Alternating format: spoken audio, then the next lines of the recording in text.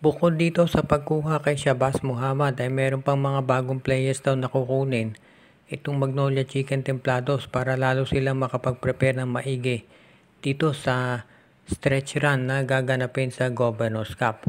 Kabilang daw doon sa mga players ng Magnolia na pwede na nilang i-trade ay itong sila Jeric Balanza, si Russell Escoto, si Jed Mendoza at itong si Rom De La Rosa at Calvin Abueva.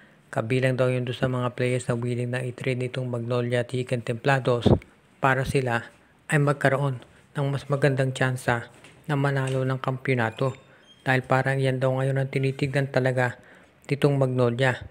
Dahil mukhang seryoso na sila talaga dito dahil maski na yung management masasabi natin na gusto na raw talaga na magkampiyon at hindi na kontento na makaabot sa finals.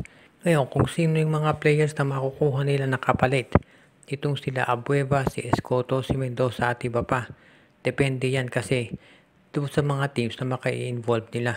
Ang malamang na maka-trade partner nila ay itong Phoenix at itong Converge, pati na itong Terra Firma, mga teams na nag-i-struggle ngayon. Kaya abangan na lang natin kung matutuloy ang mga transactions na to. Siyempre hindi naman lahat yan sabay-sabay. Uunti-untiin yan ang Magnolia lalo na at mag-a-adjust sila at merong bagong import. Pero as it is, mukhang excited na Magnolia sa paglalaro nito si Shabazz Muhammad at sa pagdagdag ng mga bagong players na sa tingin nila ay makatutulong pagdating dito sa pagpapalakas ng kanilang rotation at masasabi na talagang ready na sila na maging isa doon sa mga elite contenders dito sa PBA. Kaya sa ngayon, itong si Coach Chito Victolero, kumpiyansa na sa pagdating nitong si Shabazz Muhammad ang magkakaroon ng tinatawag na rejuvenation dito sa Magnolia at magiging mas ready na talaga sila ngayon. Pagdating naman dito sa Akira Philippines ay mukhang ito'y determinado pa rin na subukan na pumasok dito sa PBA at kung kinakailangan nga ay ito ay bibili ng isang prangkisa. Ang tanong na lamang ay kung alin.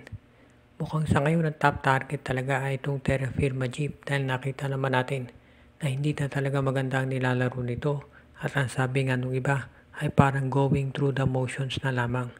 Itong abangan natin kung magkakaroon ng pagbabago dito sa Terra Firma.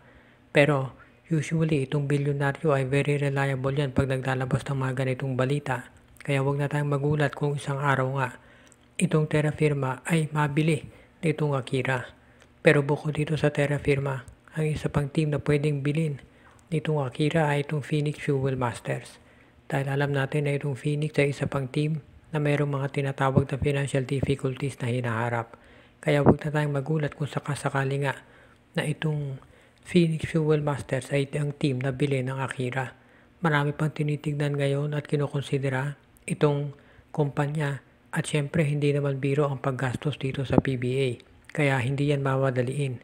Pero abangan natin sa susunod na season kung nandiyan pa itong Phoenix o di kaya itong Terra Firma. Ang maliwanag dito, magkakaroon ng mga pagbabago dito sa PBA at hindi naman magdadalawang isip itong ating commissioner at yung Board of Governors na mag-welcome ng bagong member as long as ito'y compliant doon sa current rules ng PBA.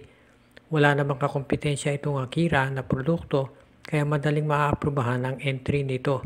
Ang gusto na lamang ng mga fans masiguro na kapag sumali itong Akira, ito talaga ay maglalaro para mag-champion katulad ng Converge Fiber Xers at hindi maging katulad nitong Terra Firma Jeep na hindi naman talaga nagko-compete.